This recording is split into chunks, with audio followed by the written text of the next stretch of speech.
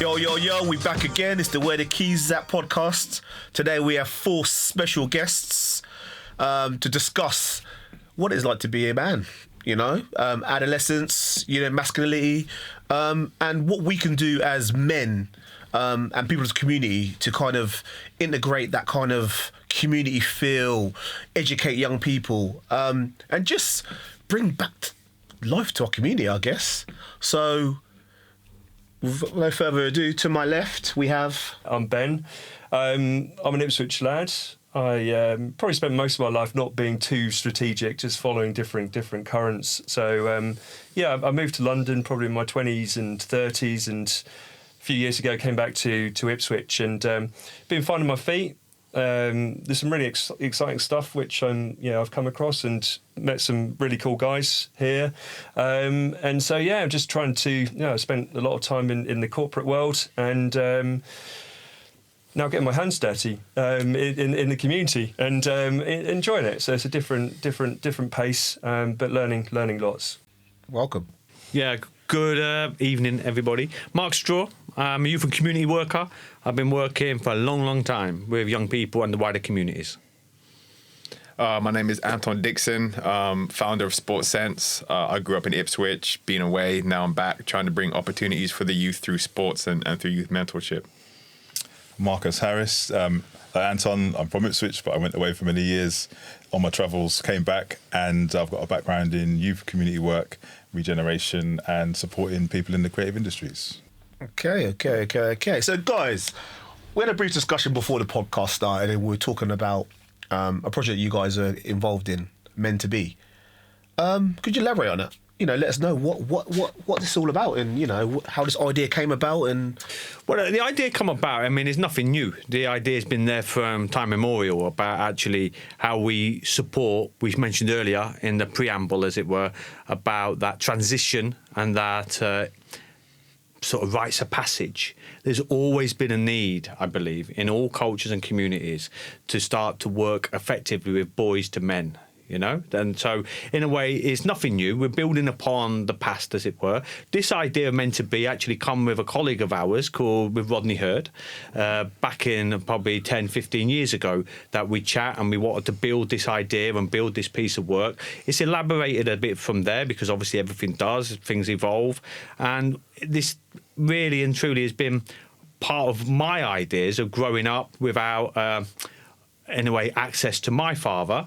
And what that created for me was always questions about actually what I should be doing, what I shouldn't be doing, really and truly, how I can grow, how I can make better decisions about the pathways I want to take. And this is compounded by my little bits of work in prison with ISCRI and working with PRUs and all manner of young people on the streets, as it were. And it seems to suggest that a lot of people who find struggles haven't had good access to role models, males in their lives, as it were. So how do we actually start to do something meaningful to create, in a way, meaningful relationships between younger and older men? Something that isn't born out of some sort of compulsion, something that is community informed, something that actually supports young men to actually have a positive sense of self without the need to try to be something that they're not.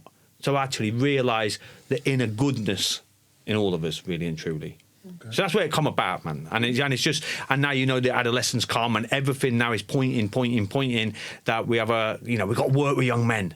We've got to work with young men, and we're trying to be creative how we do that. Okay. So Marcus, you said you went away and came back to Ipswich, and your passion is young people. So what's your take on this? Well, it's interesting. I think that as we've lost many spaces within our communities for people of all ages to come together, the pub, the community centre, the youth club, as we've lost these spaces, young people still want to find information, advice and guidance around that rite of passage, that path to manhood. But they've found the answers in other places, on the internet, digital spaces. Yeah. And the challenge with digital spaces is that they're not as regulated as your community centre would be. In your local community centre, someone could pull you to one side and say, well, you see that guy over there? You might want to watch out for some of the stuff he's involved in. It's a bit dodgy. Yeah. Whereas online, that doesn't tend to happen. There's fewer checks and balances, let's just say, and also this has come also around the fact that we've lost those rites of passages. We've lost those processes that clearly say, okay, here on this side of the line you're a boy, and on this side of the line you're a man. Many cultures still uphold these rites of passages. You see this in many tribal cultures around the world, in lots of different communities. But I think here in the West, it does feel in some way that we've lost some of these processes. And so I think what we're exploring through a lot of our discussion is how we can reintroduce these relationships, as Mark was saying, these positive relationships between men in the community and younger men as well, and how we can reintroduce these processes to help young men make that transition to manhood, to counterbalance some of the more entertaining but potentially negative solutions that are being found on the internet. No, I hear that. I liked what you said earlier on. You said, you know, you were involved in sport, and I know that as a young man myself, that kind of probably drew me to some of the adults, I suppose, because there was a lot of adults, you know, when I was going to the youth club, who, you know, arranged football matches, arranged basketball matches. You know, I mean, I managed to do so many things with, you know, people. You know, we went to Germany, we went to Spain, we went to Belgium, we went all over, you know, representing our community, man. And that was a buzz for me. And I think because I was interested in sport, and I wanted to do sport, and I was around grown men, the respect then came, and then it became a relationship, a respect thing for me. So then all of a sudden, the father figures that I never had or should have had, you then start getting them from those people around in your community, and then you then started to learn. So that kind of molded me into the man that I am today, do you know? So yeah, I'm interested about your, you know, what you do, you know, and how you sort of incorporate sport with these young people and stuff. I mean, it's just like you said, there's so many parallels between sports and life. And, you know, when you get involved in sport at a young age, you don't so much see it.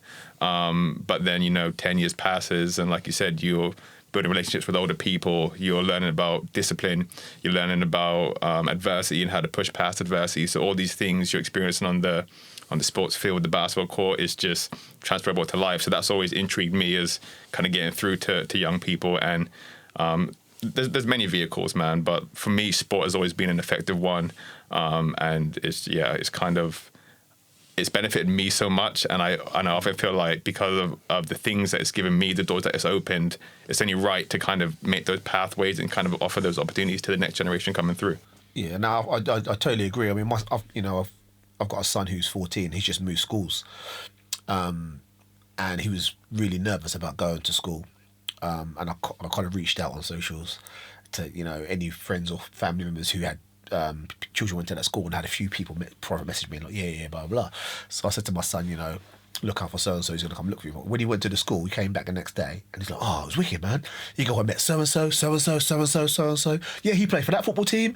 I played against him on Saturday. And all of a sudden, he had a network, brand new school, went there, didn't realise that he knew anyone there, and all of a sudden came back, he knew 20 people. And that was through the fact that, you know, every Sunday he plays football, every Saturday he plays football, you know, he socialises with other people, and that was so great. The networks is really, I mean, I think that's what we're really, you know, part of this is about strengthening those networks, building those networks, 100%. Because I think that's what, there's a challenge here. You know, we're in a place where they say loneliness is a big thing.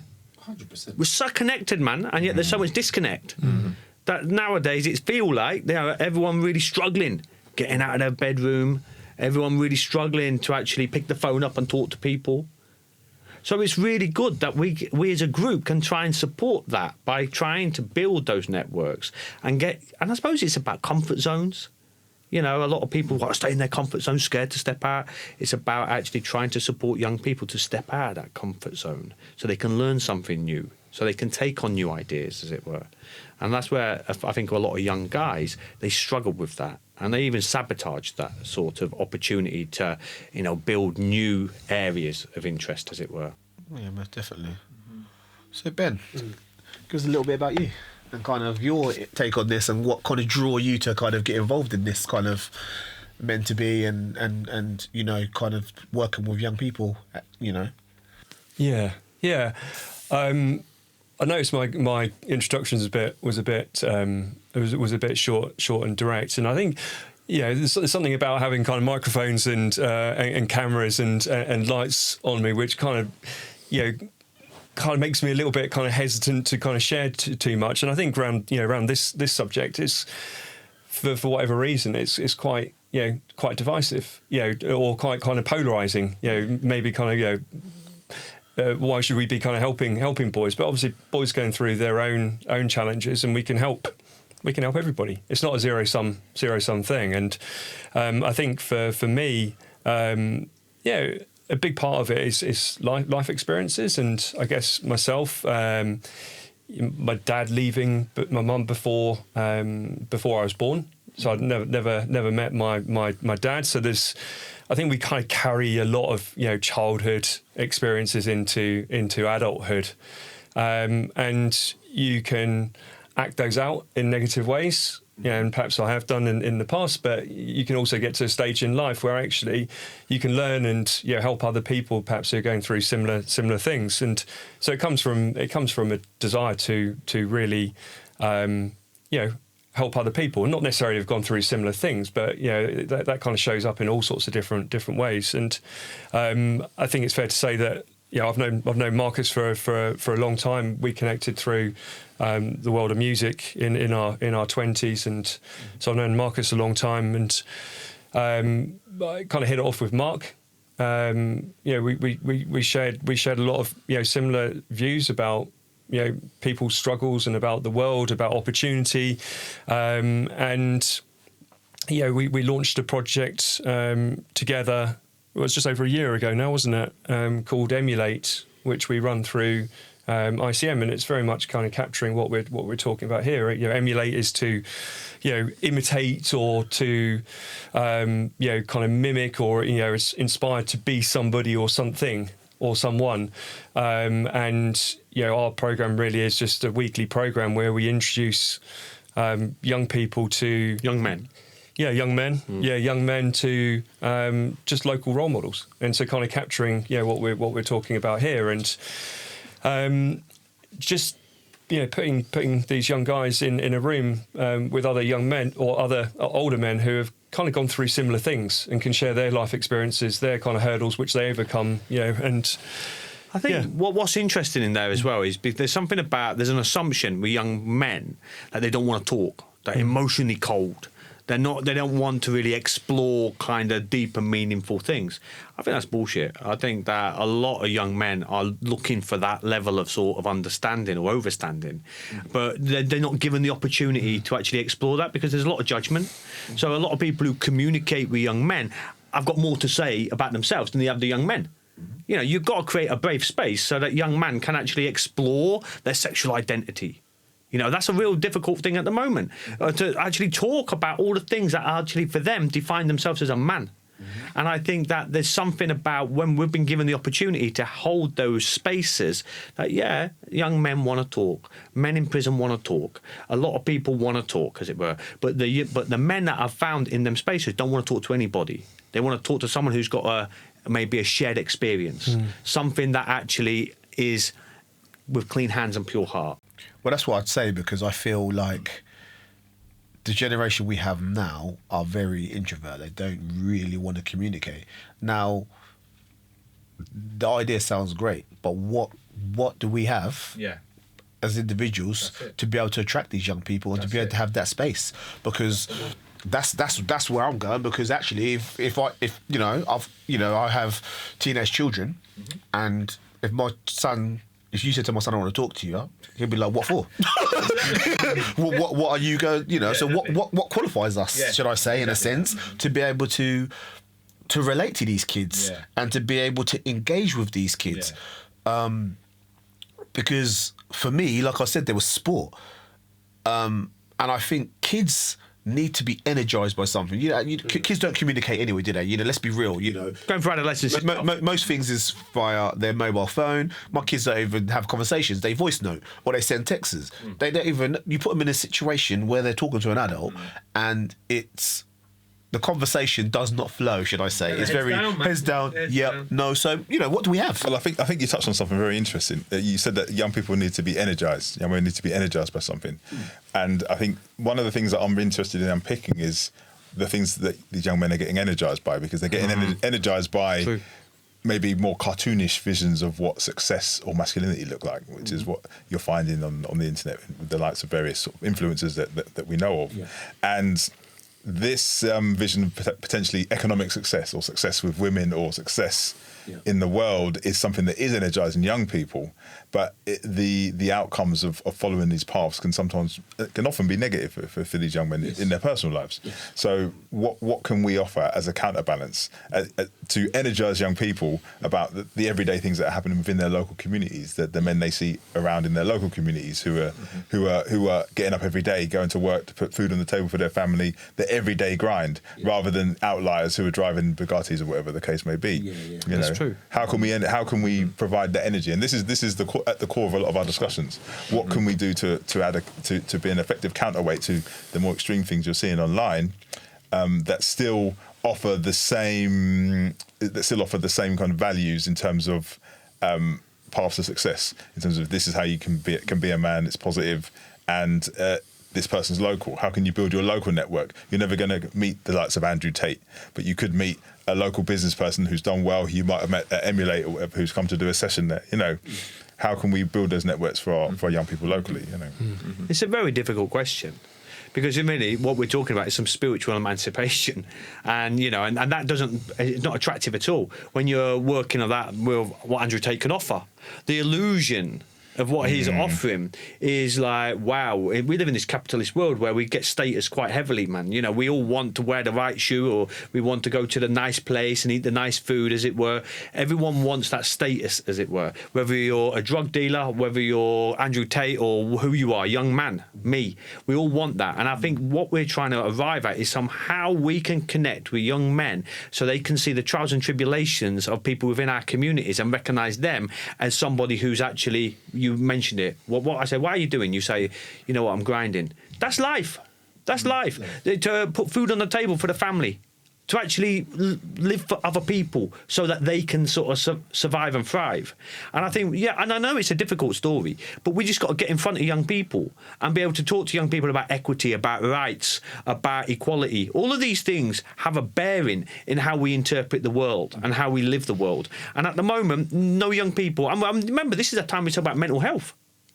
Well, fucking hell, why? Well, obviously there's mental health, man. If we're kind of got the illusion that I can have that Bugatti, we're playing kind of really bizarre games here, because at the end of the day, we're setting young people up to fail, ultimately. What we need to offer young people is that thing, what they used to call truth.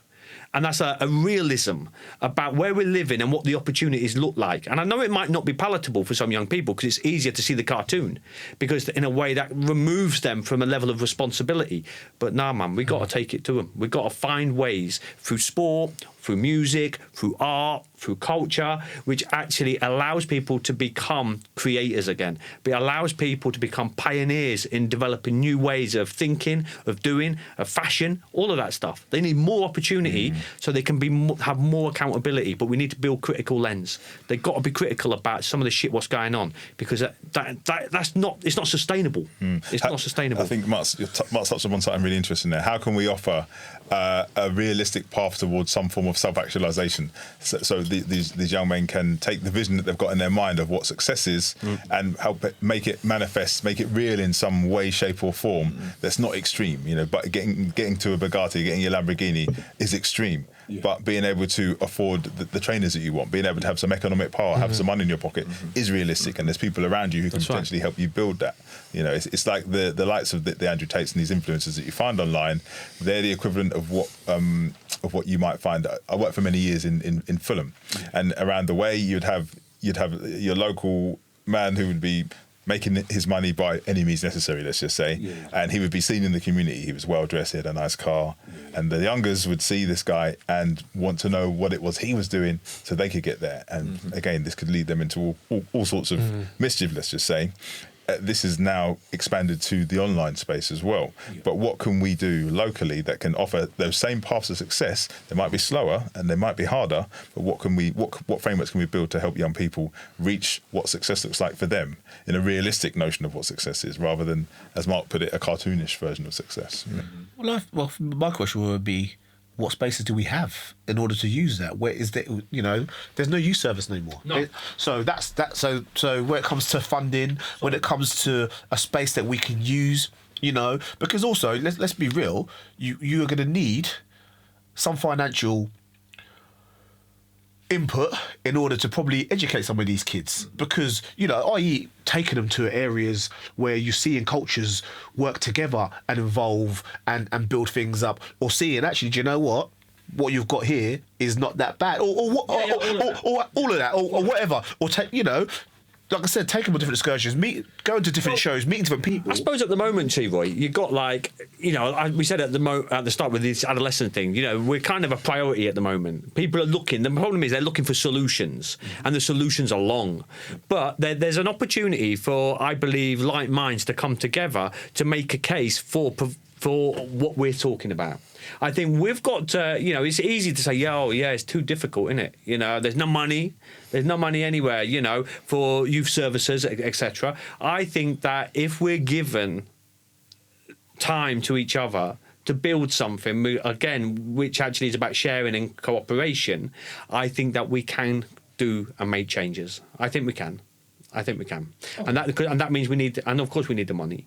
And that means we need to tap into other areas we probably haven't done. That might be some of the faith communities. That might be different type of private sector. That might be, you know, all different types of community that we haven't really explored, as it were, because we've always gone down a third sector grant funding type of route, as it were, which is getting kind of like a bit stale, a bit sterile in them spaces. I think that we need to sort of reimagine what community means to us and draw upon that community so we can solve some of these sort of problems.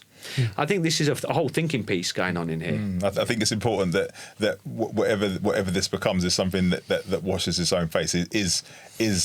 Is a business in some way, shape, or form, has a business case, which is because nowadays, that, as Mark was saying, that old model of grant funding that's gone. There's less and less money in the pot nowadays, and I think in order to be able to demonstrate to these young men there are paths to economic success, I think whatever vehicle is developed around supporting them also has to demonstrate that. It's got to be a role model in itself. Absolutely. Absolutely. And we can make the money the same way, because that's what we've got to show the young people, that it is a viable pathway to invest in, really and truly.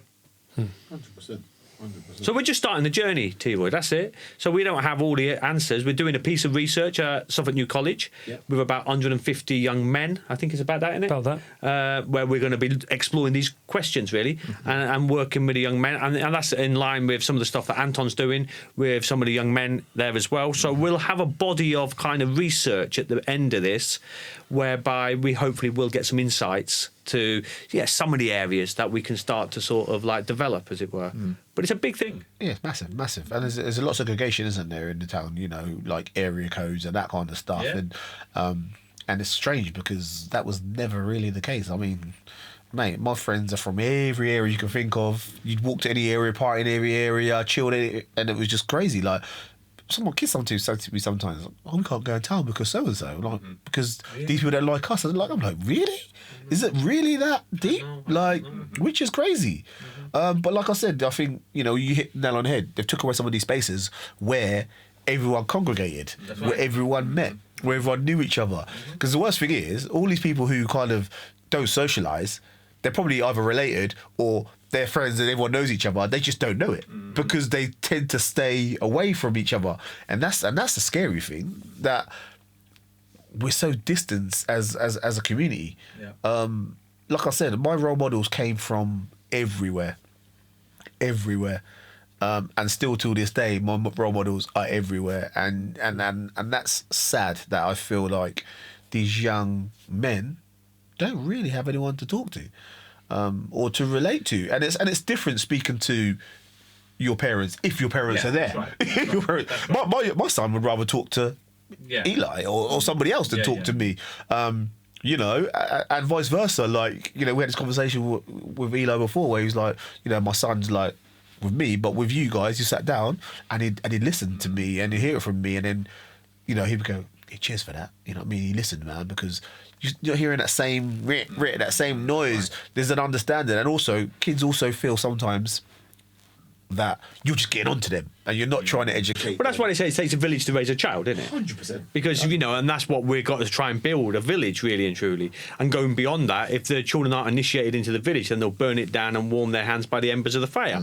And that's where we are a lot of, that people are, really, moving away from it all because they're not involved, they're not engaged with, as it were. And it's an interesting point you're saying about young people, feeling that they can't go into certain areas. They feel that they're existing by their own set of rules because they haven't been initiated, as you say, into the village. So they feel they're operating by some other rules which place them outside of society, and that can present challenges in itself. And that's you break that cycle, just that one little thing of communities coming together or areas coming together, however you want to put it. Yeah. That's half the battle done, That's what. That's half the battle done. With a funding application. What were you going? We planned the sports. Yeah, I mean, so like how we say about the postcode wars or going to areas, fine. But what we can see there is pride in community. Yeah. So okay, like when we were growing up, I grew up in Witten. Yeah. I would love to go play White House at basketball and show them that we can play, right? Yeah. So we can still use this pride for where we live in our area, but we can channel it into better ways, right? Tournaments, football tournaments, basketball tournaments, whatever. Then that leads to different pathways, right? Where more talented people can get opportunities, or you're just doing it to meet people, to travel, to be a part of something, right? Yeah. But so these are the kind of things we're trying to put in place, but barriers come up and whatnot, but it's belonging and purpose, I think, at the bottom line of all of this, right? Yeah. Everyone wants to be a part of something, and you want to be feeling like the actions you're doing every day, that delayed gratification is kind of counting towards something, you know what I mean? And not just meaningless things that, this guy told me I got to do this, or my parents, or whatever. So, yeah, as we say, it's a village effort, man. It's a big community effort. And I think the good thing that we do have is with the sports side of things, we as people could hire out a sports hall. Yeah, that's right. And we can police it ourselves. Yeah. Do you know what I'm saying? It doesn't take much to put a tournament together either. Doesn't really. There's a lot of public parks, there's a lot of places that we can do certain things, and we can create stuff like that. And maybe that's the step we need to do in order to kind of do things where we don't need to worry about finances. No, we just get people together, get people into a space, have these conversations, and build from then, I suppose. But what I think we're talking about working with young men and what is to be a man. Yeah. What is it to be a man?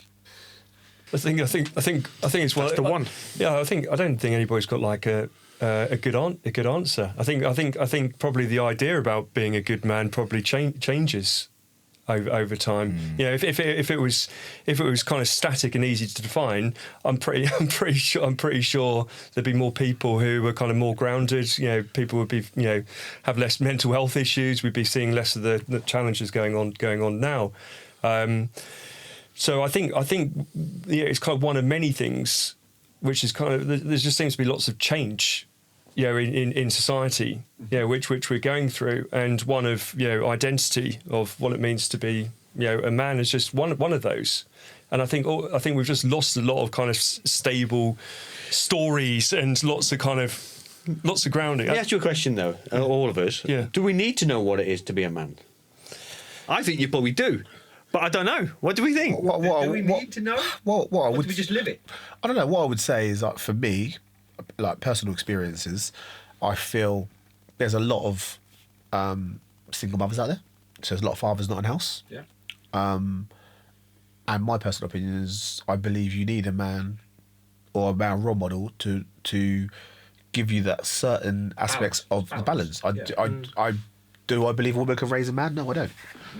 No, I don't. And same as I don't believe a man can necessarily raise a female or male by himself. I think there's certain parts. I think there's certain parts. I think there's the nurturing size, there's discipline size. There's certain things that you bring to the table. That's why it's a partnership. That's why there is two parents, if you're lucky. Yeah. And I just believe that, for me, there's that thing that a man brings to the table that a young man needs, and that's through experiences. Yeah. That's and yeah, that's not to say that a woman can't do a good job or a man can't do a good job as a single. But I just believe there's certain things that you are not created for, and you cannot do. Like this is you know, and it can be something so simple of certain things where it could be a physical thing or it could be an emotional thing, and I think there's roles, and I believe that a man's role is what a man's role is, and what it is, and that is me. I think I agree with you. So how do we define it? But I think what you're saying there extends in other ways as well. So for example, when we're talking about you know, helping young people develop a sense of what it means to be economically successful, for example, where they might have come from a certain type of background where that might not have been a priority, you know. Those roles are fulfilled in other ways. So, for example, for me growing up, I found a lot of that stuff in books. Yep. You know, I'd read books about people in business or people who were successful by other types of measures. Yeah. You know, and I would find, you know, some element of mentoring from that, and you know, find myself in situations and I think, okay, what would so and so do in this situation? You put yourself in their shoes when making decisions. So I think it goes beyond just like what a man can do and what a woman can do. It's like if, you know, even if your parents, for example, have a certain worldview that maybe their world is small, you need to find people outside of that worldview to give you that bigger picture to help you get out into the wider world. Do you know what I mean? Yeah, definitely. So is this issue with identity? How much of it is downstream from family breakup?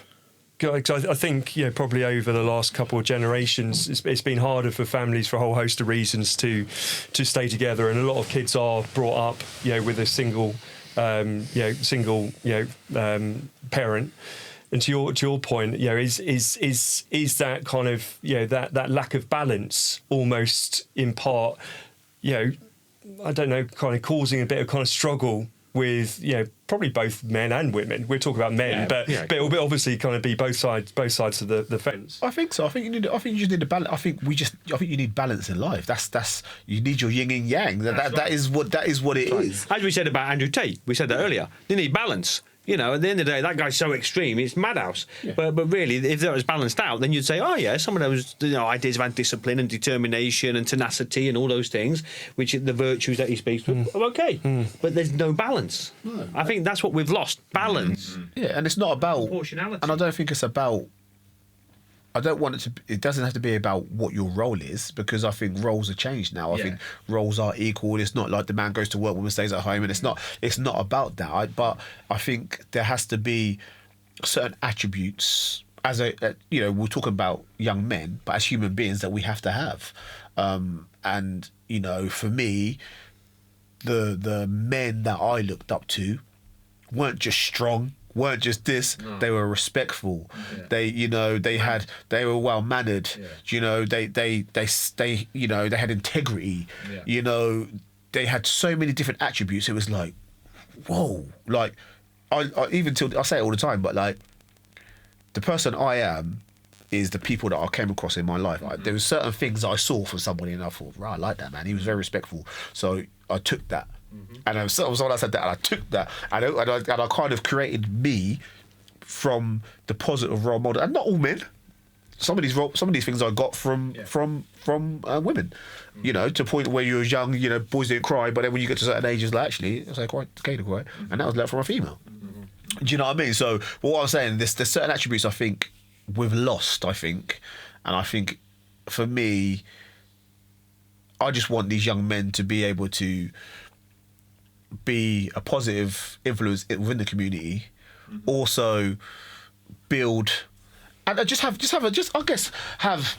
enough about themselves to say that I'm better than this and I can do something. I don't have to kind of indulge in the, you know what, be a runner for somebody, or I don't have to kind of look up to, do you know what, not saying it's a bad thing, but I'm just going to be an influencer, or you know, those unrealistic things that are just there's other avenues to kind of go down. And I just think if we can kind of just get young men in that mould, the rest take care of itself, I guess. We just need to kind of put those positive things and the structure back into them, I suppose, is what. Because you don't know what you don't know, right? So until you get access or, you know, the vision of those things, you know, like for me as well, maybe same for Marcus, I grew up here, I left here. Every time I came back, I felt sort of an overhanging sense of, I don't know what the exact word is, but I don't know if it's almost dread or like the young people just can't see past their immediate environment, and going away and having opportunities kind of provides that perspective to actually this isn't all there is for my life. Or so I think as well as what we need to do is exposing them to opportunities to be like, actually I can do a bit more than this, you know, or this isn't my only options. And with the young people I work with, I think their options are so limited in their mind. I think that's also why they get caught up in a lot of stuff, because they just don't know what they don't know, you know. So we just have to expose them within our networks and, you know, the community. I think that's a big starting point. Just playing devil's advocate. Yeah. Is there opportunities within this community, our community, our local community? Sorry. It's to anybody. That's not direct to anyone. But we talk about opportunities. Is there opportunities here? No, go ahead, brother. no, I've talked too much. You go ahead. No, I absolutely think so. I mean, I think, you know, as philosophical as it sounds, you kind of have to attract these things. And, you know, I feel like when I first came back and I had the idea of starting Sports Sense or getting involved in doing this mentorship kind of thing, I was often met with a lot of, you know, there's no money for that, wasting your time doing that. And it was always this kind of negative gaze on it. But I kind of came into this with the mindset of, no, I'm going to look for opportunities. I'm going to find them. There must be like-minded people around here on the same mission that I am. And in the year that I've been doing what I've been doing here, although it's been, you know, 15 years in the making, kind of whatever, I think there is opportunity. I think there's a lot of people that want good things to happen. I think there is a lot of people who want to give back, and it's just a case of, you know, aligning, having conversations, talking. But I'm of the view that there is, but maybe that's just my perspective and my optimism. But I totally agree. I think there is, and I was one of the. My frustration was that, and especially my generation, a lot of people was like, "There's no opportunity here," and everyone, for some reason, all moved to London because there's better opportunities. There's better opportunities, better opportunities, and I kind of felt like that kind of hindered the town in a sense, because actually, if you kind of would have thought that grass was green on the other side in a sense, do you know what I mean? I'm going to run here and go and do this, then you're kind of not willing to, you're hunting for that opportunity where the opportunity is sitting in front of your face, is for me. And I just think if people were, not to, you know, that's not to say that there isn't opportunities, you know, there's certain areas in the field that you need to kind of venture out. You know, people go to university, they go places, and I kind of get that. But I feel if more people had that certain mindset, it's like, no, this is our town. We can build this up. We can do that. Then there's definitely opportunity. This town is a very rich town, you know. Yeah, absolutely. A very rich town. And the skill set around it is crazy. Talent and people are moving from London places to Suffolk, to Norfolk. They're moving to these areas because they know there's something there. It's not, maybe it's not as hustle and bustle and you know, as fast and stuff, and maybe that's what they like, because you can build something, but you could build an empire. But this, I feel like so much potential. Yeah, so much potential, but is there a lack of belief? Yeah. As long as people share and they collaborate, I think that's the problem. I think a lot of people kind of want to. They're in it for themselves.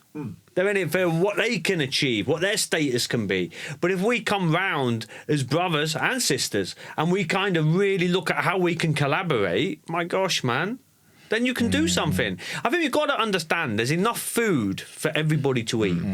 And yet there's a perception that, shit, you know, if I don't take mine right now, then I'll starve. And that's a nonsense, man. We sit here because of collaboration. Because we trust each other. I understand that you say, "Oh, you're a bit naive, mate," but no, I think my world has shown me in the where I've been working that trust is everything, and that's trusting young people, and then trusting the people around you as well.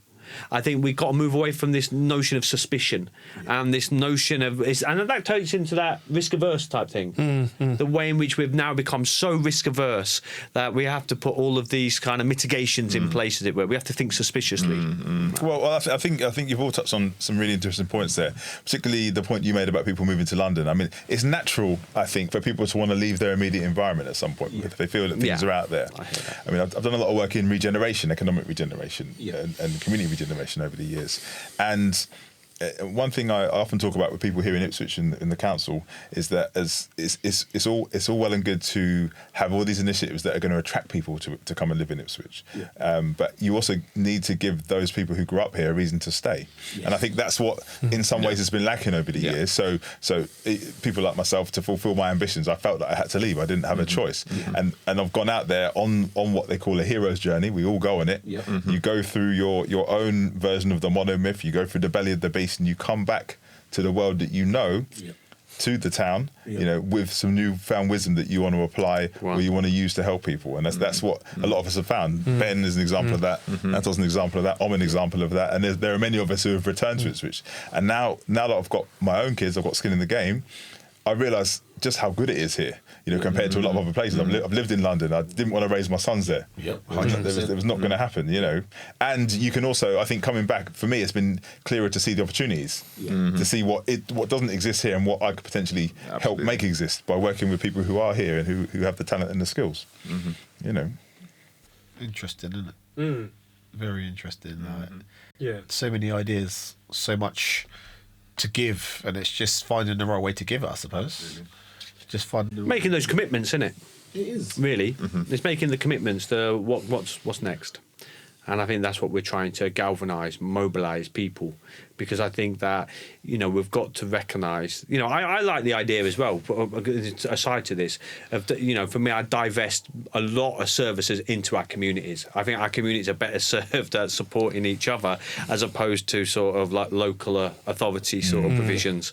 I think we need to have an understanding of local democracy and what does that mean, as it were. How we can actually build more capacity in our communities to have a stronger voice, so we can actually ensure that the services that we're receiving are kind of fit for purpose, and I think that, and I know that that's localism or whatever. Yeah, whatever, I don't care. But I think we need to assume more responsibility. And I know that you say, yeah, but where are you going to get the money from? And that's a solution that we have to come with, because we've got to try and find that way. But I think that, we're all kind of surviving as it is. I think that we can make changes in the way in which we survive in order to ensure that everyone thrives, really and truly. I believe we can. But I think we've got to start inspiring the young man, because they're going to be the leaders tomorrow. What the next generation? Exactly. The next generation. And we can't kind of assume that the online stuff and the present education system and the present sort of like wider culture is going to do that job for us. I don't think they're doing the job for us. I think that we've got to step in as people with lived experience and sort of like those skills and that vision to try and support that journey. Because I think otherwise we're in a way neglectful of something that is so important and precious to us. We talk about your sons. That's really important. That's precious, bro. That's it. And we've got to, all of us who have got children here, that's precious. 100%. So we can't sort of just assume that's going to happen. Well, it's not, is it? For me, it's not happening, man. Well, for me, from me being a young man to now, I believe it's gone backwards. The biggest killer for young men is suicide. They say, what? Really? And then you've got mental health and well-being, and then you've got employability and stuff like that. For men across the board, I think. Yeah. For men under 40, I think. And I think that's the other flip side to this conversation, because there are many men of age, who do want to do something, but they're not quite sure on what steps to take to give something back in some way, or to give their time, or to give information, advice and guidance, or to make a positive contribution. I think that's maybe the other side of men to be. Yes. How can we create those frameworks for men to join the conversation, to get in touch with us and say, look, I'd like to get involved somehow. I'm not quite sure what it looks like, but there's something I can give. It is, and I think the experiences from all fields is good. And mental health is very good, and the talking for me. I mean, I have many friends who have done very well for themselves. Whether it's been sport and been professionals, played internationally, done all that kind of stuff. And I remember one of the conversations that we had recently. Actually, we were all together, just having a few drinks and talking. And one of my good friends, his son is now following the same footsteps as his father, in a sense, but probably going to go a bit further, playing for a really good club. And he's got his dad to give him that guidance, and he said that he never had that. And he said that the funny thing is, he says people talk about this mental health, and the sportsmen, especially men as well, committing suicide and stuff. And he said there's one thing and everything. He said if they kind of talk to him and educate them about life and the stardom you're going to get and the money and how to kind of balance that kind of stuff. He said most people will probably do a lot better, but he said there was nothing there. It was literally, you've made it as a pro football player or you've made it as a basketball player. Here's his money, here's his car, go out there. No talk about safety, no talk about, you know, the type of people who's going to come and hang around you, whether it's, no talk about relationships, no talk about business. Your ego. You eat nothing. And they said, and you know, you see many people we probably all know who are just like grown men now, you think, well, you had all this and that. And it was down, and some of it was down to not having male role models. So most of them didn't have their fathers in their lives. Some of them just didn't have male role models in general, in positive ones around them. In a sense, the men they had around were the ones like, right, were we going out clubbing tonight? Or were we going here? And I just think really it's disciplinarian.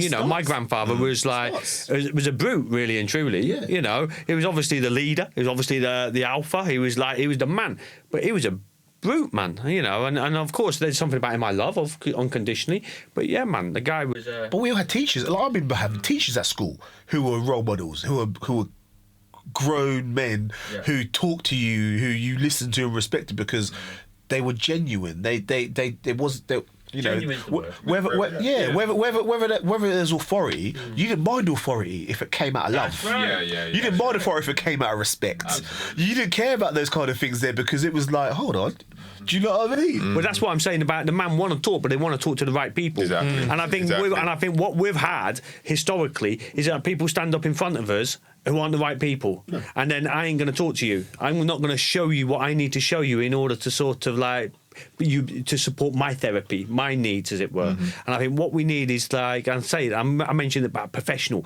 Maybe we need to re-understand what that means as well, because I think people get educated to a place where that actually alienates the people that they're supposed to be working alongside. Yeah, we have to relate. It's a funny thing, isn't it? Yeah, funny thing. We have to relate to these young men. Yeah. But it doesn't mean you have to have the same experience. We have to relate to them and understand them. Because the problem is you can't get to a point where you're trying to just enforce or trying to put something on. You've got to make it interesting for them. You know, like I talk about, I don't know, like I had a conversation again with somebody else, and we were talking about the whole Windrush thing. Absolute beautiful model.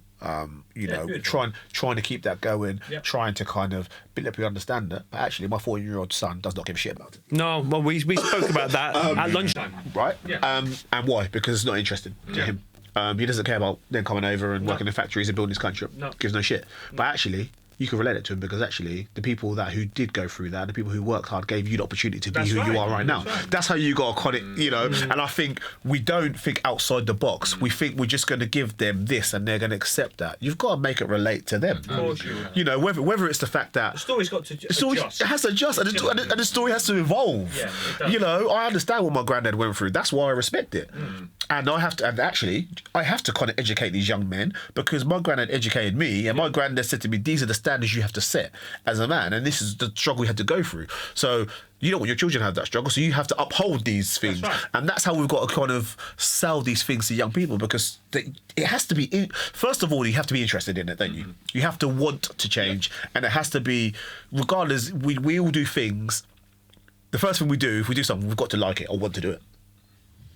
Your parents can tell you anything or a man can tell you anything, but you've got to be interested. But your point there, though, Teroy, is that the relationship is key, yeah? So at the end of the day, the first part is you were saying about the story's got to obviously be adjusted or evolve or whatever.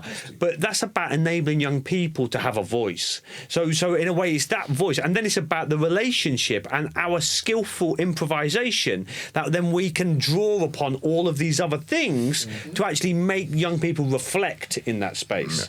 I'm a youth worker, so for me, of course, you know, you can't be telling, you've got to go, you know, check the Windrush story the same as what you had, the same, because the times have changed. So you've got to actually create that space and a little bit of thinking about how you can still meet the needs of knowing that journey, of knowing the adversity and the trauma that some people had, and the opportunity.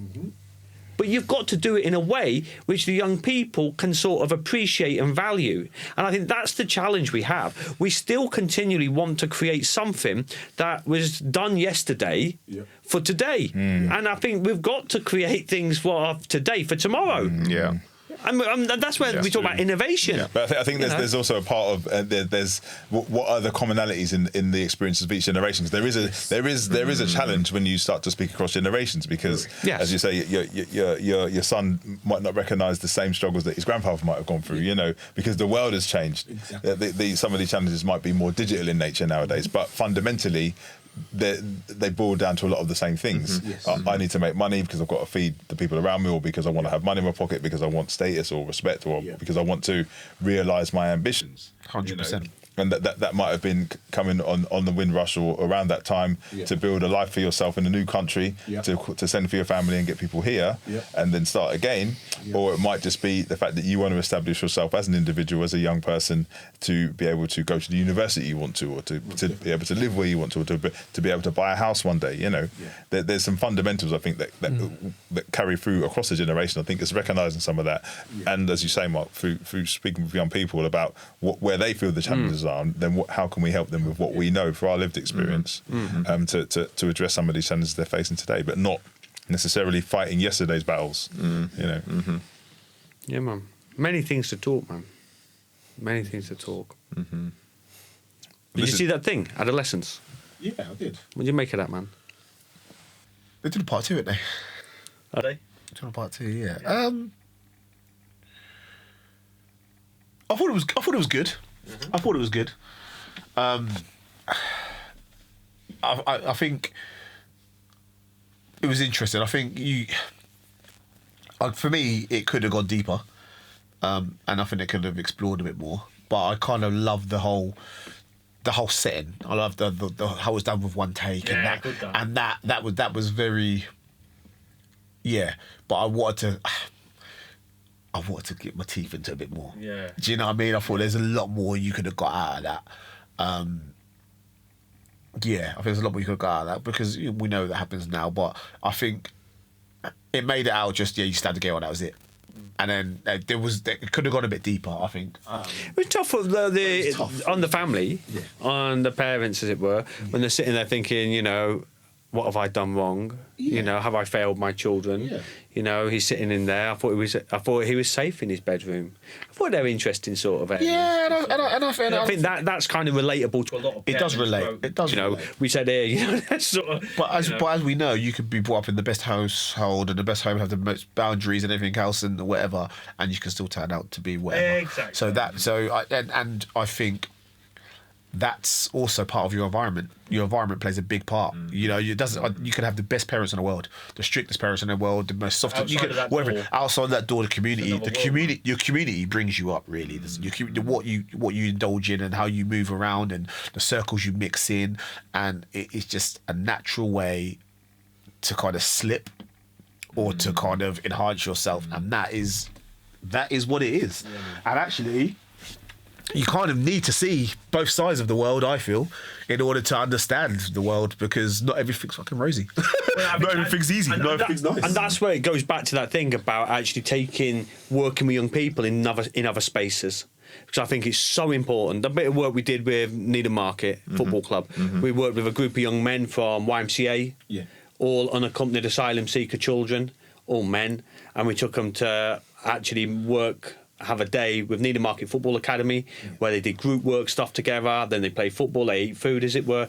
But it's just about that sharing and collaboration. That's in a way what we're trying to arrive at here, is about how do we work with young men to actually move them out of that comfort zone and actually get them into a space where they have to sort of like engage and learn new skills, and because that education is invaluable. When they can broaden that and they can see other ways. You say about going to London. Remember, you took them young people to Egypt. Come on, man. That was amazing. Yeah. Come on, man. And that's what I'm saying. Things like that. And then you know, and for even our young British Muslims who had, you know, so you know, they got in Egypt. You think, well, that's all right. Oh no. How would they kind of like fit in when they got other people from Palestine and different places? So the whole global sort of community offers us such an opportunity to learn and grow. And yet some young people, we kind of struggle within their own little community about getting out of that community with the postcode thing. Well, it's interesting because I can relate to a lot of what you were saying earlier, because I think to leave a place like Ipswich, a place where it's cosy, you have to reach a certain type of escape velocity. There has to be a certain level of confidence in yourself that you're going to get out, even just to get to London, you know.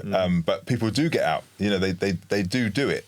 And I think the key thing is, what can we do to help our young people be able to develop that sense of confidence should they need it, if they do want to realise their ambition somewhere else before coming back or take it onto the world stage, if they want to make their world bigger, you know. And I think you do need to explore. I think the world is a big, beautiful place. I think you need to. I think in order to find out who you are and to understand certain cultures, I think like you need to explore.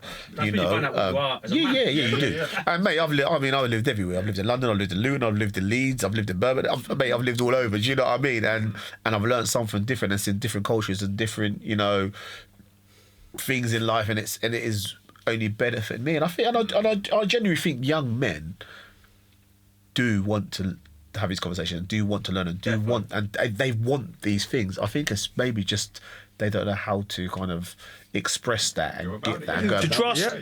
You trust it is an issue, because you can sit down and have a deep conversation with them, and actually they know. Do you know what I mean? I mean, my dinner table was the best for me.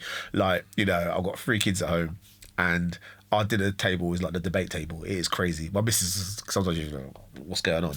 Because literally we would just discuss all sorts, and the conversations get deep, whether it's a conspiracy theory, whether it's religion, whether it's, do you know what I mean, how so-and-so is, or the community. We have these things, and it's actually like so refreshing. That's educational. Yeah, we have a rule. There's no phones at the table. Everyone sits at the dinner table, and it's one of those things. And that's our little space. Probably about an hour and a half of the day, every day, we have these conversations.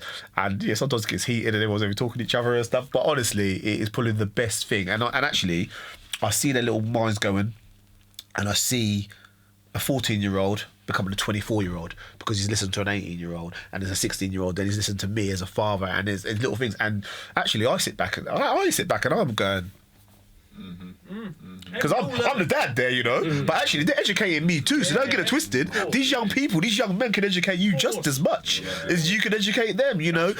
Because don't forget, it's a mutual exchange. Because actually, do you know what? Half of the time they're on TikTok or they're on here and they're doing this and they're finding this out and they're doing this and they're gaining knowledge. So, you know, all we got to do is collaborate, ain't we, really? All we got to do is collaborate, man, and be like-minded, and actually, and also just be open-minded, I suppose. I think we have to take everything on board and everything, you know, because my view and your view may be different, but actually, what's wrong with that? Exactly. What's wrong with that? We talk so much about embracing diversity, what's but wrong we're with that? challenged by difference. Yeah. And that's a mad thing. Of course we are. You know, we should be really embracing difference, really. Well, we're different anyway, ain't we? Look what we're wearing. Look how we're speaking. Look at the careers. Look at the areas that we're working in. We're different anyway. But actually, we can sit here as men, and actually, that's okay. we're singing from the same hymn sheet. We want to do the same thing, but yeah, we're different people. So actually, why can't we deal with these young men? Well, I think this is the key part of what Ben to Be is about. You know, this is the start of the journey. So I know that we're interested in hearing from men out there and other young men as well. You know, what can we do as people working in this space to help support them or create opportunities for people? I mean, again, it's interesting what you're saying about the differences that you find in this very room. People coming together. This leads back to my point I was making about those spaces being lost, the pubs closing down. You know, so there's nowhere for people to congregate, men particularly. And they used to just have a conversation. Well, exactly. And I think where I think women are tend to be better at maintaining those networks of communication. Men, I don't want to generalise, but I don't think in the main we are as good. No, I don't, and I think, and I get that. I think men probably. I think with the woman thing, it works because.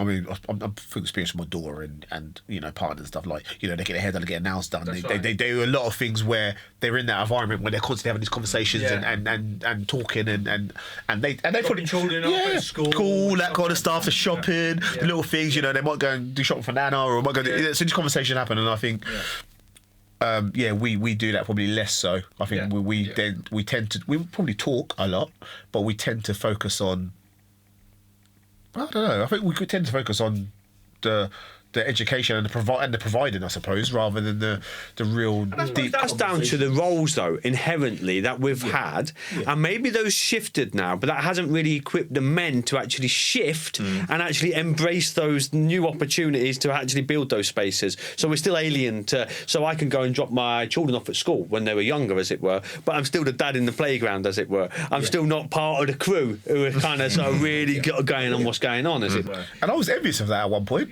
Like I'd go to work all the time, and you're like, you're at home chilling with the kids, man. Like you'll see in their school plays, you'll see them having conversations. And I'm out here grafting. I used to be like, True. I want some of that. Yeah. You know what I mean? And actually, what's wrong with having a bit of that? No, You know what I mean? What's wrong with that?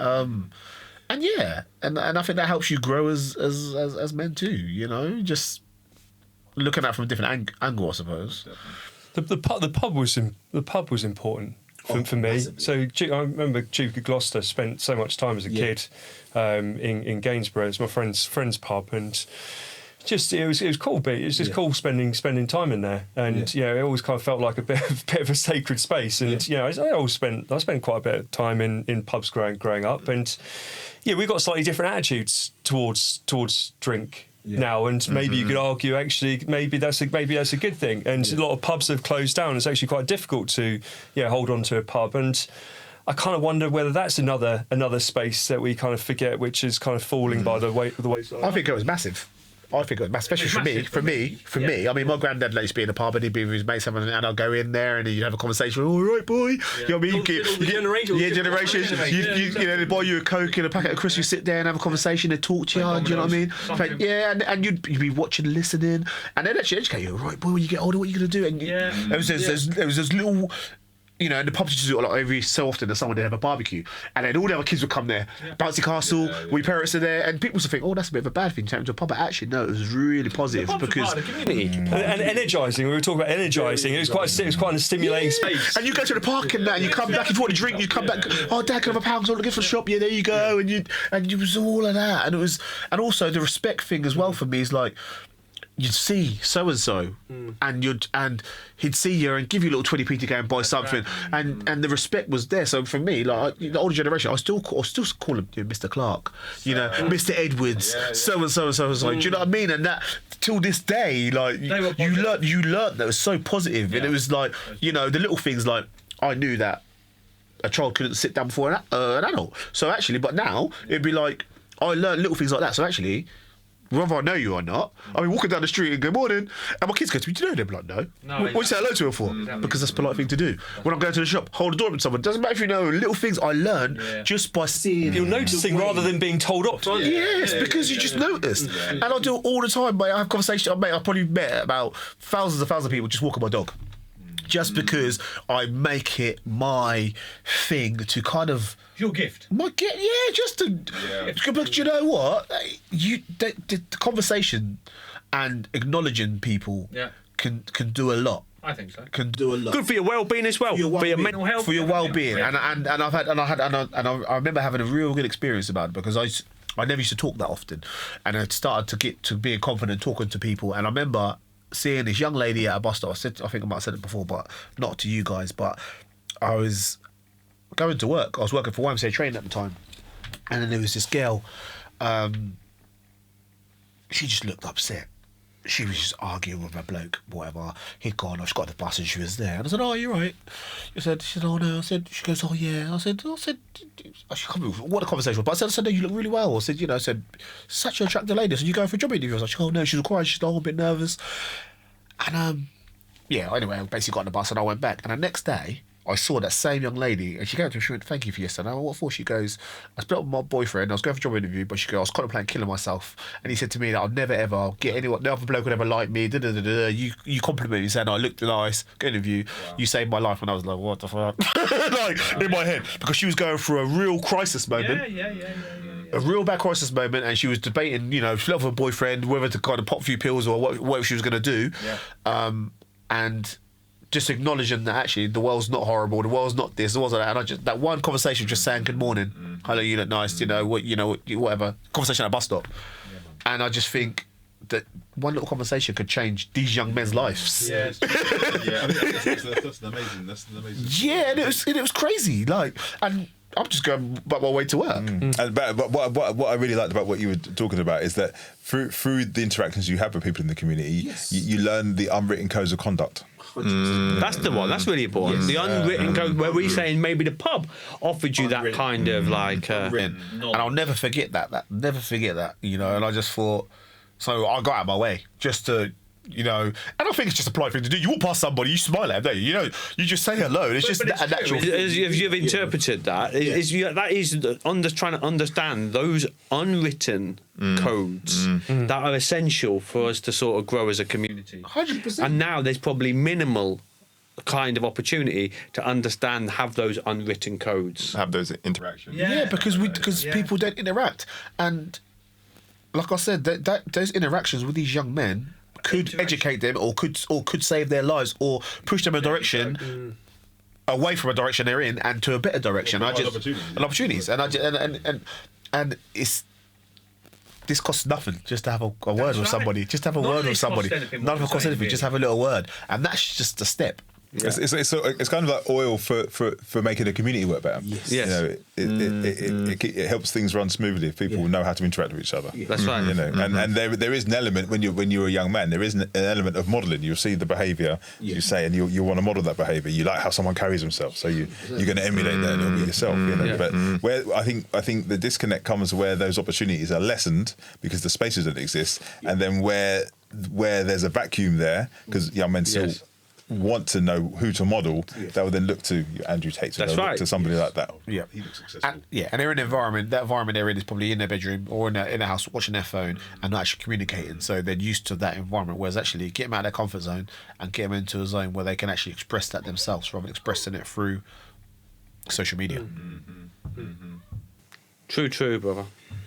So where do we go from here? Is what I'd like to say, in the sense of, you know, we're speaking. Yeah. But we don't want it just to be just speaking and just words. And you know, we have to start somewhere, I suppose. We do. And this is the start. But where do we, you know, how do we kind of progress? Should I say this is step one, or level one, or however we're going to put it. How do we get to level two? What does level two look like?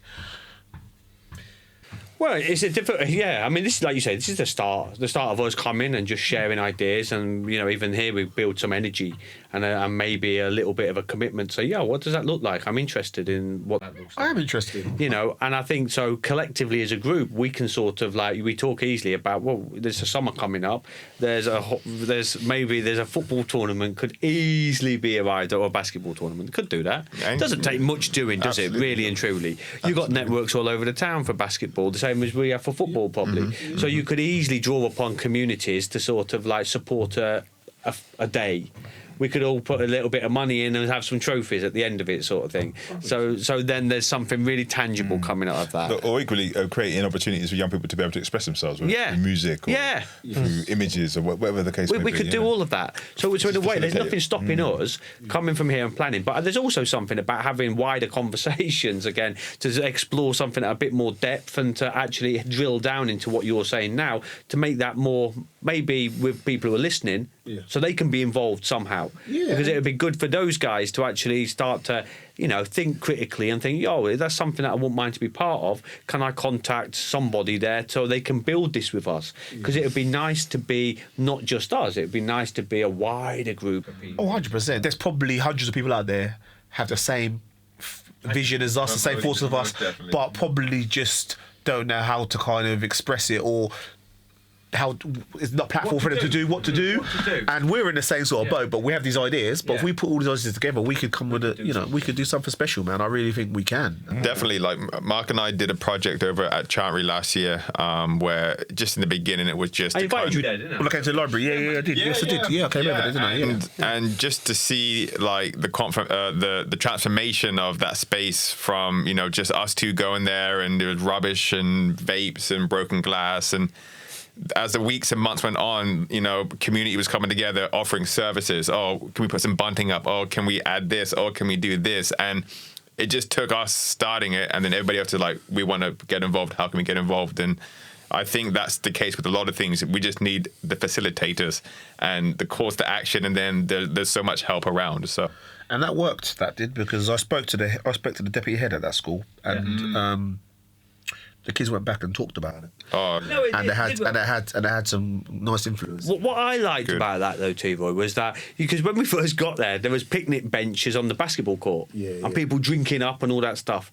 And for me, it was about a negotiation there, because they're reacting to no provision the same way. They got about 20-odd thousand population of Chantry, nowhere for young people to go.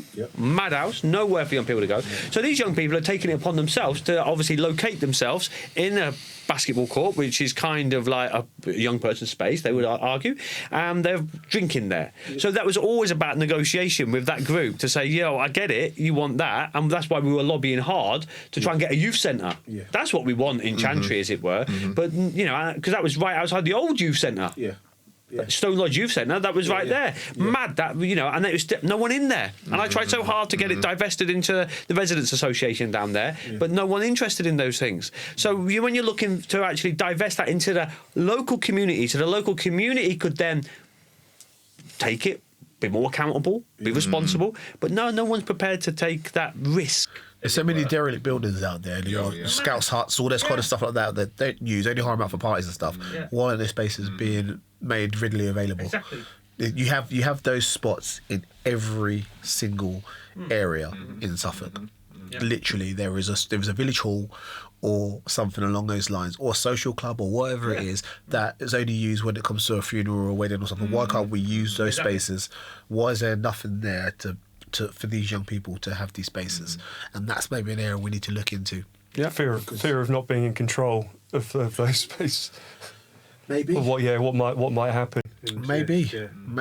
But that's sad, isn't it? Because these people who probably look after those places probably have grandchildren, probably have children themselves and stuff like that, but actually not seeing the bigger picture. Well, this speaks to this is another. I'm sure it's a topic for another day, but it speaks to that wider issue of that conversation between the generations. I think because I think part of the challenge that we're facing, or young people particularly today are facing, is that I think you've got a generation of people who have been in control of things for a long time and don't necessarily want to give up that control. That's right. 100%. And I'm referring to people older than us, the baby boomers. I'm really talking about. They've had the best of everything, and they've had a good run, but they don't want to let go of these good things. And I can understand there's a natural tendency to want to hold on to this stuff, but at some point it's having a detrimental effect. 100%. And also I think there's a bit of stigma and there's a bit of labelling of some of these young people. There's a bit of there's a persona that young people that carry this, and young people. I do training, and I could quote you stuff from Socrates back in the day, 2,000 years ago,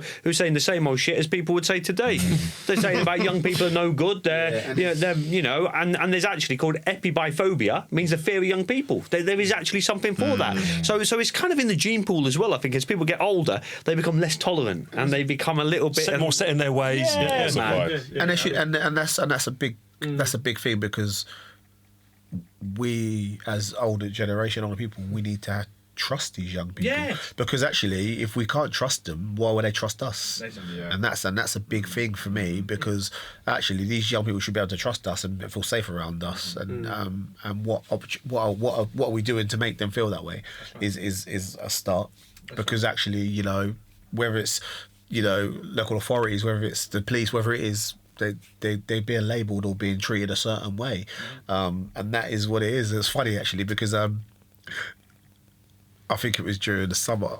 It was not the summer. I think it was just after the summer was, and I was standing at the Queensway shop. So it's funny. So I was cold, I had my hood up, and I was me and my son would just walk around to my auntie's house, and I was speaking to a couple of the youths around there, and the police pulled up. Literally just stopped us. What are you boys doing here then? You causing trouble? So no, we're totally fine. And came over, and then literally came over, and obviously I'm 42, and these kids are like, my son was 14, I think the others were like 16, 17, and they came over, and it was literally, they were coming over to kind of harass them really. And I turned around and looked at him and said, "Oh, you're right, officer." And then he's like, looked at me for, well, he's got a big old beard and that, and his age is that was, and I had a conversation. They said, "Oh, so we're just having a conversation, well, why's your hoods up?" Because it's cold. As simple as that, because it's cold, and we live round the corner. And then it became all right because I knew how to compensate. You know what I mean? Well, there wasn't that the young people getting all agitated and You were managing whatever, that and I was managing the situation. But actually, if I wasn't there, how would that situation would have been me? And it was all because they saw all of us standing there, you know, outside the shops talking. But actually, when I was that age, we were outside the shops. 100%. That's where the lights were on. All the bikes were just parked out there. Everyone was there, scattered along the ground. Do you know what I mean? And we didn't really get any trouble. No one ever said anything. They went past us. It was crazy. I had the fortune or not to speak with a police person last week, and I had coffee with her. And I said, and we talked about stop and search, yeah? And I say, but even the language. I said, why can't you even say stop and talk? Yeah. Why you need to sort of, have that suspicion straight away? Because I get it. You're out there. You might want to talk to people. You're all right. And then through that level of conversation, you'll assume whether or not someone's kind of hiding something or not. Yeah. Because your returns on stop and search are nothing. Nothing. Absolute rubbish. Yeah. So using that prejudice and that discrimination to think that one is more prone to deviance than that one isn't getting you any better value. So surely it'd be better to chat and say, you're all right. What are you up to? And then maybe you might arrive at some better feedback to actually inform whether or not there's a need to sort to do a search, but stop and talk would be so much more inclusive. Well, you think about it, the local Bobby used to speak to, didn't he? He'd be on his bike, he'd be around and stop speaking, have a conversation. I knew you about behave yourself. What I tell you about? It was a friendly environment. It wasn't a power trip. There wasn't, that authority was there. You knew who they were. You didn't have to tell me. You didn't tell me you're a police officer. I knew a police officer. I knew the authority you had. I know that I have to abide by the law. I don't need you to come here and pressure me and make me feel uncomfortable and do this because we know roles. But do you think that's come as the numbers of police are falling, so they've got to exercise authority in a firmer way to show that we are still here, we are still watching. Whereas, because I think the old model of community policing was much better. That policeman lived in the community. He lived in your area. You knew who they were. Required numbers, though, didn't it? Yeah, required more people. I get it. Yeah, I do. I don't know. I personally feel that the public servant is no longer, for me, my experiences. I believe that there seems to be there's not a friendly face as an officer for me, and that's just going by working alongside them for a long time when I was working with the youth. That's personal experience. I think it's the initial kind of meet is not a friendly smile. What do we find is what I struggle with.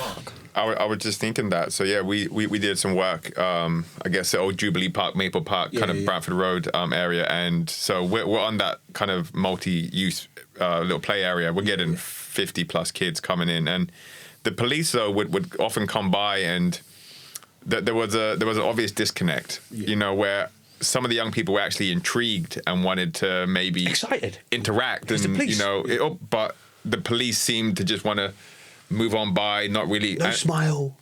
So kind of having that barrier. So I think by as well changing that relationship with the police and them being like, talk and educate and showing them what it is instead of automatically assuming that they're trouble. There's a separation, and from young, it's kind of cultivating that relationship with law enforcement. I think that's important as well, isn't it? I think it's something about professional boundaries, though. Yeah. I think it transcends into a sector. I think that we're so hell-bent on boundaries that, and the relationship that we hide behind boundaries. So the police are probably doing it to mean, well, we've got to keep our professional sort of objectivity. So we need to have boundaries. I think we need to, again, reimagine boundaries. But then also we have to educate it. But also, on the flip side, we have to educate the young people that police are not all that bad. Not all the time. Some, we have to educate them to say that we don't have to always be suspicious of them. Yeah. And I hear the balance is that sometimes they make you feel that you have to be suspicious because they don't interact with us. So there has to be that balance, because there are probably some officers out there who probably want to just chill and have a conversation and laugh and joke with you and stuff. Because actually, I've noticed recently, especially if you walk around now, a lot of the police are young in there. You see a lot of young females, young females, young men, and they've probably like early 20s, so they've probably can relate to some of these young people better than the ones back in the day, in a sense, because the Bobbies back in the day were always older, weren't they? Whereas I think same as teachers are a lot younger than they. Your teachers at school were 60. Now teachers are in their early 20s, 30s, and they, so I think they can relate to them. So I think we need to be able to also explore and say, actually, you know, these people may be, whether teachers, police, whoever, have authority, they're actually human beings too, and they can relate, and we need to balance where they have to. Everyone needs to understand each other. That's right, but that's the role of us again, to actually mediate that space. Mediate that space. Yeah, like we were talking about, like a police football game with that kind of stuff. Yeah, and it works. It works.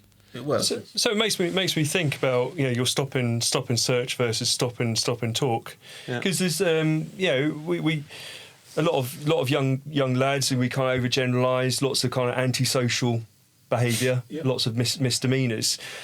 Like these lads don't grow up in a vacuum, and you know, if these are the types of like interactions, and this is just one public service, if it's just assuming that you're, you know, a kind of perpetrator, you're assuming you're in the wrong, Labelling, maybe the kind of maybe kind of these young guys who are, you know, playing up are just simply a product of their environment, and this kind of this environment isn't a particularly kind of healthy, supportive, caring environment. It's actually assuming negative before actually even kind of getting to know young men, and maybe that's just a kind of natural reaction to that.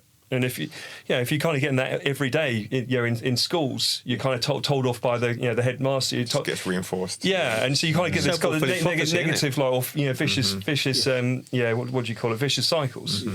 And I guess probably what we're trying to do is actually how do we kind of flip some of those vicious cycles to more virtuous cycles, and actually kind of getting slightly more positive feedback.